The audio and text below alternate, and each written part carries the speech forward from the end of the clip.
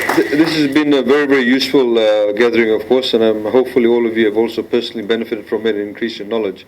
But most certainly for government, there are a number of issues, as remarked just the last comment, regarding the compliance issues about the building code and in terms of whether it could be partially applied or in terms of simplification, in particular where you have the most vulnerable parts of the building.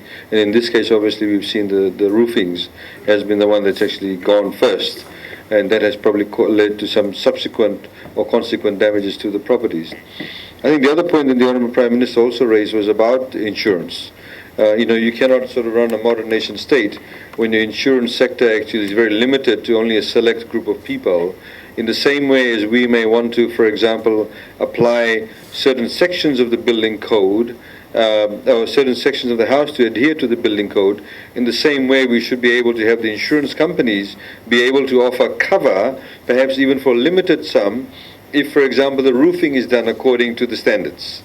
So rather than sort of insuring the entire house, they may be able to say, look, we'll cover all buildings, even rural or urban, if it meets these basic standards, up to a sum of, say, $10,000.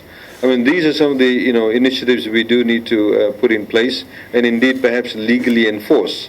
Because as somebody else rightly pointed out, that everybody needs to come to the party. We simply cannot be dependent on just on government or just blaming engineers or just blaming the contractors or blaming the hardware people. It's a combined effort.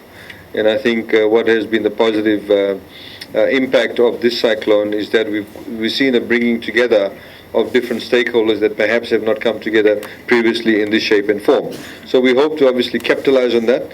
Government has opened up its doors in terms of engaging a lot more readily and indeed in an unprecedented manner with the private sector, being the engineers. We like the idea of also engaging with private sector engineers because they have professional indemnity insurance.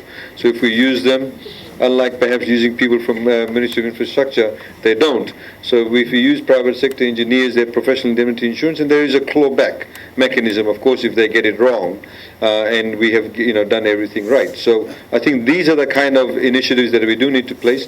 It does then also create particular robustness within the economy and creates a lot more jobs. So that's the long-term goal, ladies and gentlemen, and we look forward to all of your assistance. As we said earlier on, those of you who are working with the multilateral agencies or even with some of the specific missions, you've earmarked certain projects. Please coordinate with us. We'll also be liaising with you through the Department of National Planning in terms of what your plans are. The Adopt the School program is a very good initiative. We've already heard a lot of positive response on that.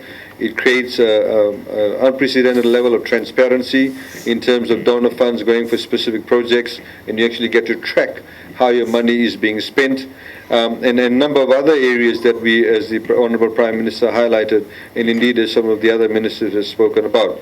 So we look forward to your cooperation. We still are in that phase of building and rebuilding better, and we look forward to your assistance and your understanding and, of course, your continued support. So thank you once again for coming on the Saturday morning, and we wish you a very good weekend, Vinaka. Thank you very much.